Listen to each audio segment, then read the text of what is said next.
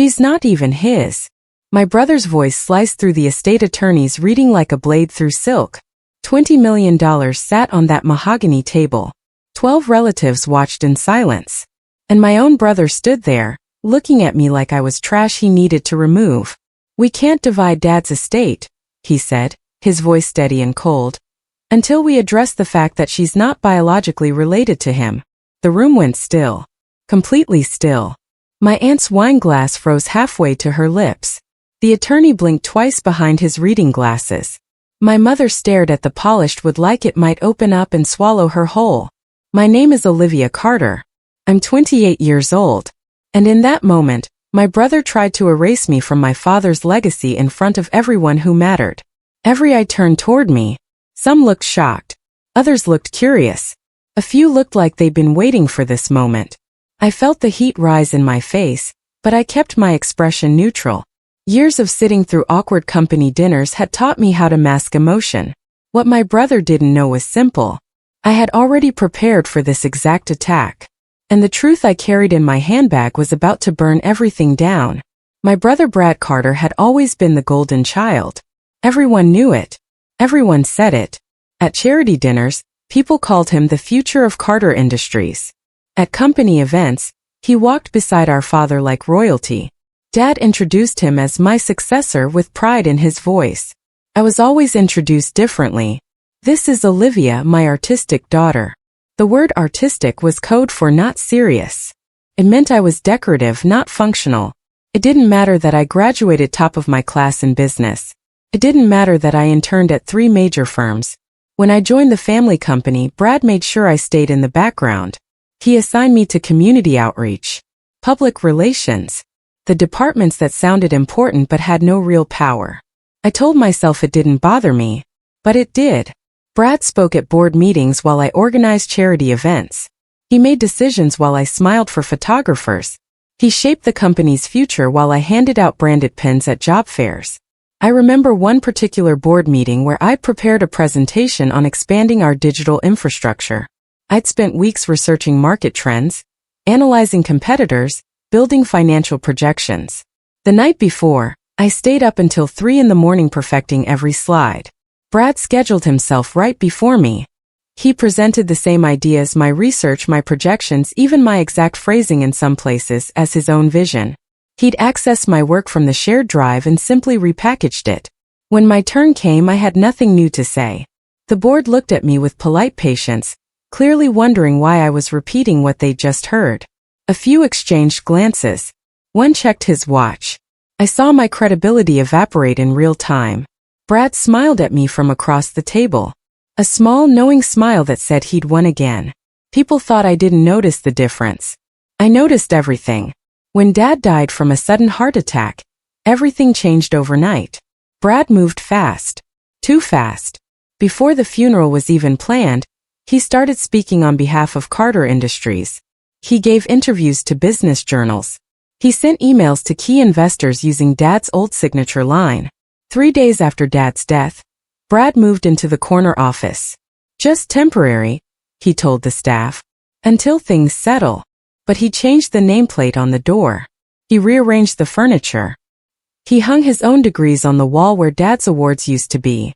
Nothing about it felt temporary. At the funeral, Brad gave the eulogy. He talked about Dad's vision for the company. He talked about carrying forward a legacy. He used the word responsibility 7 times. He never once mentioned me. He talked about Dad teaching him to ride a bike, but that was my memory. I was the one who fell and scraped my knee. I was the one Dad comforted. Brad rewrote history in real time and nobody questioned it. Afterward, relatives came up to him offering support. They shook his hand.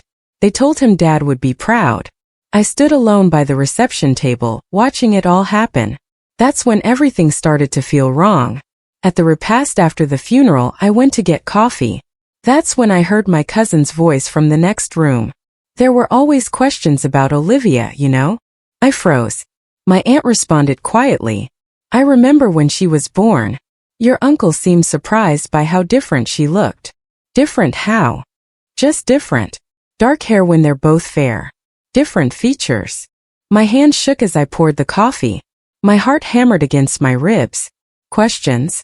What questions? Why had nobody ever said anything to me? For a moment I couldn't move. The coffee cup trembled in my hand. I set it down carefully on the counter, afraid I might drop it. My reflection stared back at me from the chrome surface of the coffee maker, pale, wide-eyed, suddenly uncertain. I'd always known I looked different from Brad and Dad. Different hair color, different build, different features. But families are diverse. I'd never questioned it. Never thought it meant anything. Now, standing there with my heart racing, I realized other people had questioned it. For years. Behind closed doors. In whispered conversations I was never meant to hear. How many people knew about these questions? How many family gatherings had I attended, smiling and oblivious, while others exchanged knowing looks? I found my mother in the garden later that evening. She was sitting alone on a stone bench staring at nothing. "Mom," I said carefully, "were there ever questions about me being Dad's daughter?" Her face went pale. She looked away. "Don't start drama right now, Olivia. Please. Your father just died." "That's not an answer. It's the only answer you're getting tonight." She stood and walked back inside, leaving me alone in the dark. She didn't deny it. That scared me more than anything. 3 days before the official estate reading, Brad asked to meet privately. He chose Dad's study. He sat in Dad's chair. He poured bourbon from Dad's crystal decanter like he owned the place. The study still smelled like Dad, leather and old books and his cologne. Brad had already removed most of Dad's personal items. He poured one glass and slid it toward me. "I've been thinking about the estate situation," he said. I didn't touch the drink. "What situation?" Brad leaned back, swirling his bourbon. "Look, we both know how these things can get messy. Family fighting over money. Lawyers getting involved. It's ugly. What's your point?" "My point is that if there's any confusion about legitimacy, it might be cleaner if you just declined your share voluntarily." The words hit me like ice water. Declined? Yeah. To avoid complications. You could still work at the company. You'd be taken care of. But the ownership and control would stay clear. $20 million. Half the estate. My father's life's work. He wanted me to walk away. "Are you serious?" I asked. Brad met my eyes without flinching. Completely. He wasn't guessing. He wasn't bluffing. He knew something. Or thought he did. That night I couldn't sleep. I kept hearing Brad's voice. Confusion about legitimacy. I kept seeing my mother's face when I asked about the rumors. I kept thinking about the whispers at the funeral. 3 a.m, I made a decision. I scheduled a DNA test. Not because I doubted my father. I didn't. Dad had loved me.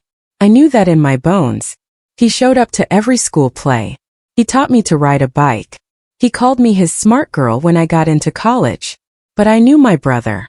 Brad didn't make moves without confidence. If he was bold enough to suggest I wasn't legitimate, he was bold enough to challenge it publicly. I refused to be blindsided. The lab offered express processing for an extra fee. I paid it without hesitation. They said results would come in 5 business days. The estate reading was scheduled for exactly 6 days away. I submitted my sample the next morning. The clinic was sterile and efficient, designed for discretion. The technician was professional, barely making eye contact as she swabbed my cheek and labeled the vial. Then I requested something else. Comparative testing. The lab technician raised an eyebrow but didn't ask questions. She'd probably seen stranger family situations. I explained I needed to test samples from both my father and my brother. I'd kept Dad's toothbrush after his death. Something small to remember him by, or so I told myself. Now it served a different purpose. For Brad's sample, I'd taken his coffee mug from the office break room earlier that week. The lip of the cup still had traces of his saliva. It felt invasive collecting it. Deceptive. But Brad had taught me that in business, you do what's necessary to protect yourself. For medical reasons, I told the technician. Genetic health history. Family planning. The lies came easier than I expected. I wanted the whole truth. Not just about me. While waiting for the results, I did something else. I requested a copy of Dad's will from the attorney's office. They said they couldn't share it before the official reading, but they could confirm one detail. Was the will recently updated? I asked. The paralegal hesitated. I can tell you that Mr. Carter made amendments approximately 6 months before his passing. 6 months ago. Brad didn't know about that. I could tell from how confidently he'd been acting. Dad had changed something. Added something. Protected something. That detail told me everything. My father had seen something coming. He'd known Brad would try something. He'd prepared for it. And he'd done it quietly, without telling anyone. I spent the next 3 days going through old family photos. I found dozens of pictures of Dad and me together. At my graduation. At company events.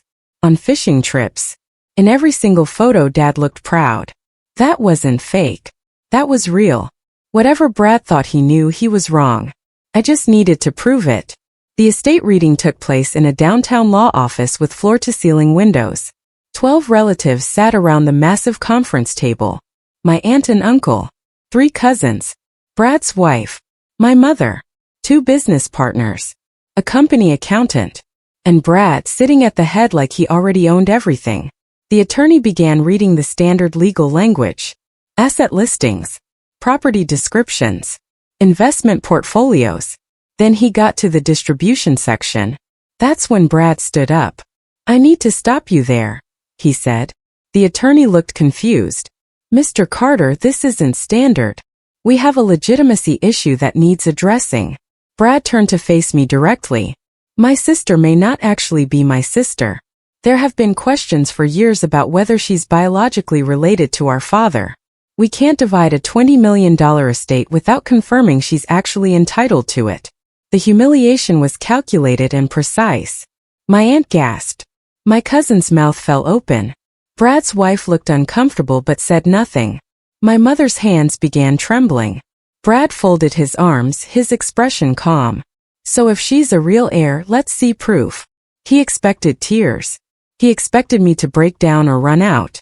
Instead, I reached into my handbag. I already did, I said.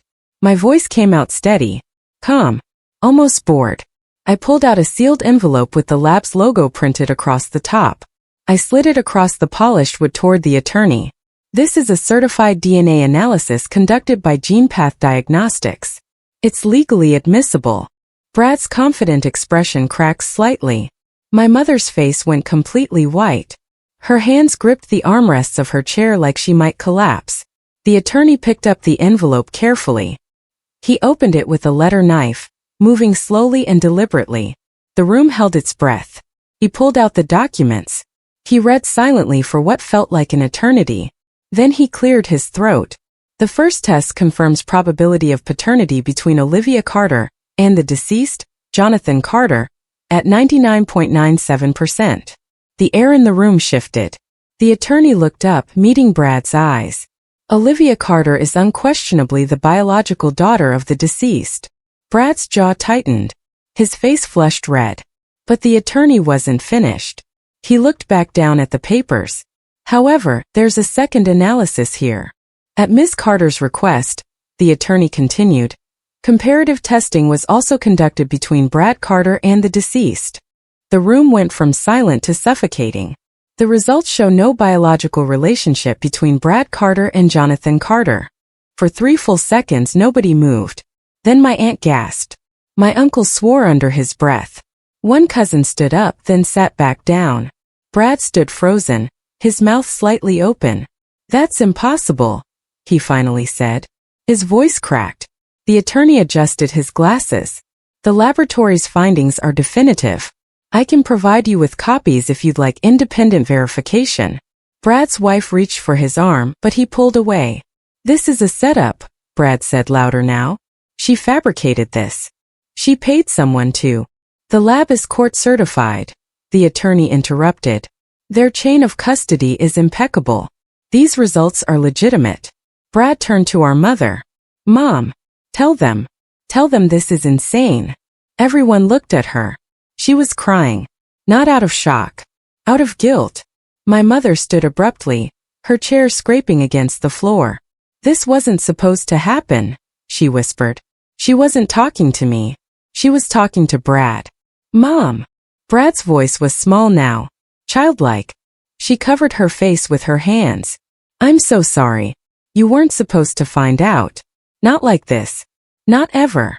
The truth settled over the room like ash. Brad had been conceived during a brief separation early in my parents' marriage. Mom had a relationship with someone else. When she and Dad reconciled, she was already pregnant. Dad knew. He'd known from the beginning. And he chose to raise Brad as his own son anyway. He loved Brad. He gave him everything. He never treated him differently. But Brad never knew the truth. Until this moment. Brad sank back into his chair. His hands shook. His face had gone gray. Why didn't you tell me? He asked quietly.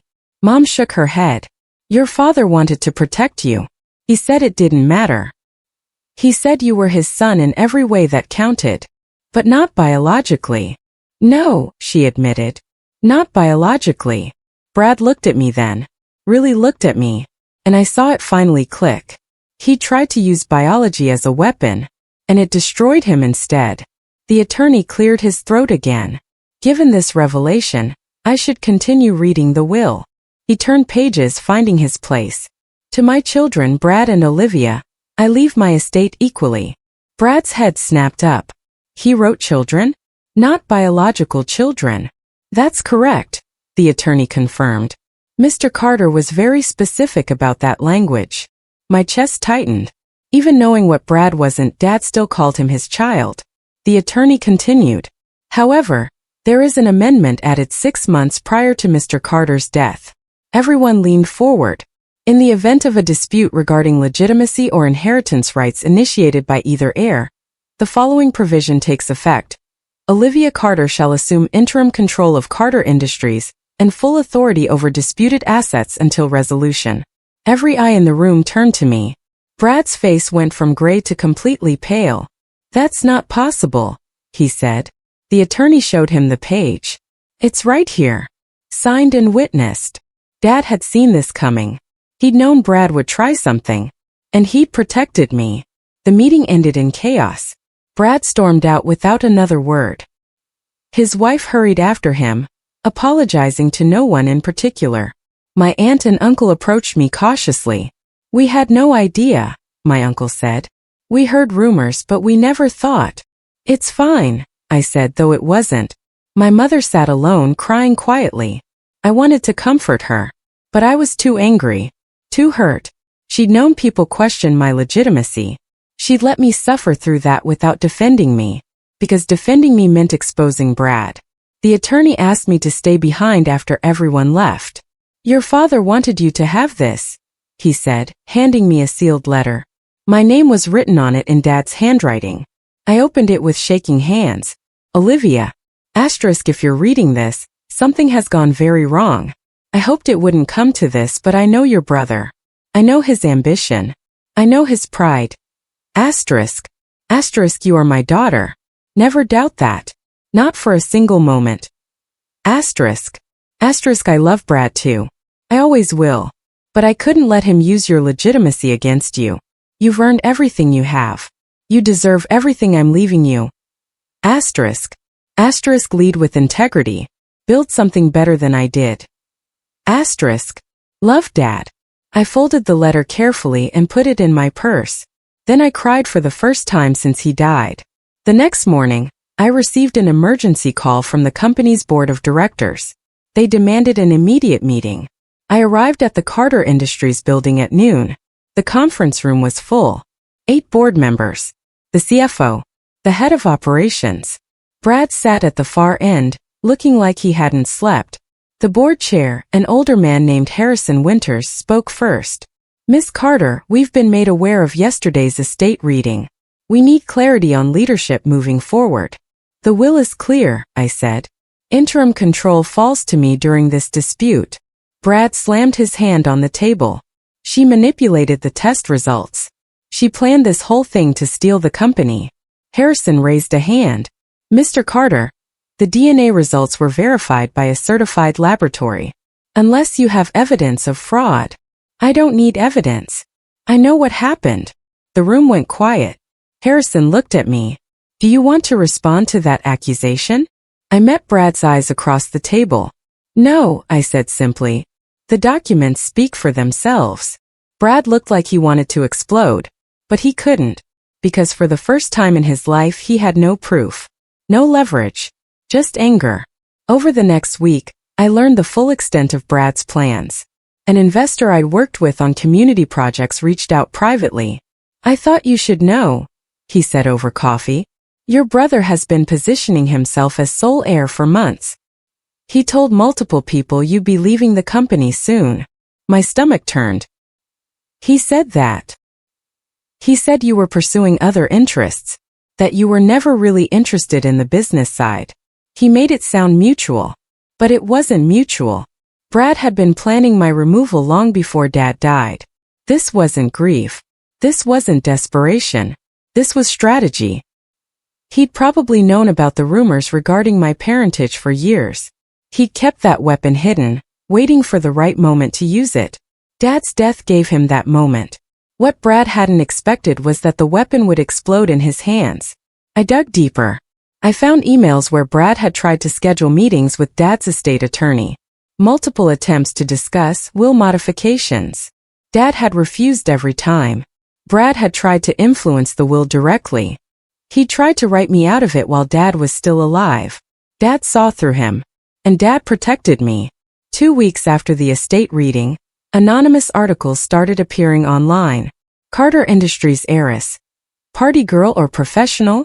They included photos from my college years, pictures from bars, beach trips, normal college experiences twisted to make me look irresponsible.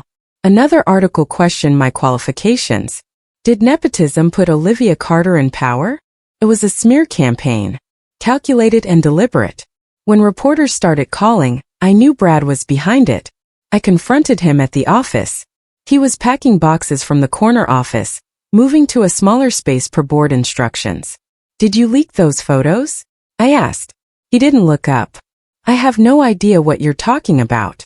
The articles, the photos, the questions about my qualifications. Maybe people are just curious about who's running their company now. I'm not running anything. The board. The board does what you tell them, Brad interrupted. Because you have Dad's will backing you. You manipulated everything perfectly. I didn't manipulate anything. You did this to yourself. Brad finally looked at me. His eyes were cold. You destroyed our family. No, I said. You tried to destroy me. There's a difference. He had no response to that. That evening, Brad showed up at my apartment. I almost didn't let him in, but curiosity won. He looked terrible. His shirt was wrinkled. His hair was messy. He'd clearly been drinking. "I need to understand," he said. "Did you know?" Before the reading. I crossed my arms. "Know what?" "About me. About my father. Did you test yourself to set me up?" I thought about lying. But what was the point? "I tested myself to protect myself," I said. "You told me to decline my inheritance. You implied I wasn't legitimate. I wasn't going to let you humiliate me publicly without proof. But you tested me too." "Yes. Why?" I looked at him directly. "Because you taught me to prepare for everything. You taught me that in business, you never walk into a room without knowing more than the other person. I learned that from watching you." Brad's face crumpled. "I never meant for this to happen. You meant to erase me from the family legacy. You just didn't expect to erase yourself instead." He left without another word. I closed the door and leaned against it. This wasn't victory. It was just sad. As interim head, I exercised my right to order a full audit of company finances. The results came back 3 weeks later. Unauthorized transfers. High-risk investments made without board approval.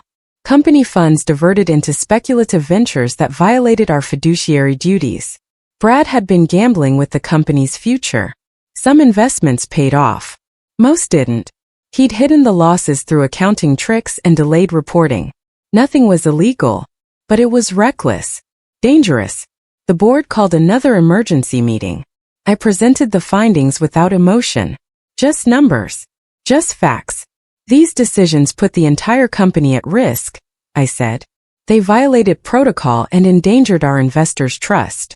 The CFO confirmed everything I said. Harrison looked at Brad. "Did you make these investments without board authorization?" Brad's lawyer whispered something in his ear. I made strategic decisions quickly to capitalize on opportunities, Brad said. That's what leaders do. Leaders get approval first, Harrison replied. Especially with amounts this large. The vote was unanimous. Brad was removed from all executive leadership positions. No shouting. No drama. Just consequences. Brad's attorney reached out with a settlement offer. They wanted a confidential buyout. Brad would accept a fixed sum. In exchange, everything would be kept quiet. No public statements. No details about the DNA test. No discussion of the unauthorized investments. Clean. Simple. Private. I met with my own attorney to discuss it. It's a generous offer, he said. You could end this entire mess today. But something bothered me. The company deserves transparency, I said. The investors deserve to know what happened. That's admirable. But it will get messy. Everything's already messy. I declined the settlement offer. My attorney asked why. Because transparency matters more than convenience, I said. Dad built this company on trust. I won't rebuild it on secrets. Even if those secrets would make my life easier. The annual shareholder meeting took place 6 weeks after everything fell apart. I stood at the podium in front of 300 people. Investors. Employees. Media. Brad sat in the back row. His lawyer beside him. I presented the audit findings professionally. No personal attacks. No emotional speeches. Just numbers. Just facts. These decisions were made without proper authorization, I said. They put the company at risk. As a result, the board has voted to remove Brad Carter from executive leadership.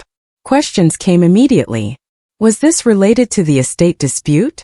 The estate dispute raised questions that led to the audit. The audit findings stand independently. Is Brad still an heir? That's a private family matter. Are the rumors about the DNA test true? I paused. This was the moment. My father's will divides his estate equally between his children. That has not changed. What happened privately within our family should remain private. I could have humiliated Brad publicly. I could have told everyone about the DNA results. I could have destroyed his reputation completely. But I didn't. Because Dad wouldn't have wanted that. The shareholders voted to formally remove Brad from his position. His reputation collapsed. Not from one explosive revelation. But from the slow, steady weight of consequences. After the meeting, Brad waited outside the building. You think you won? He said when I walked past. I stopped. I don't think I won anything.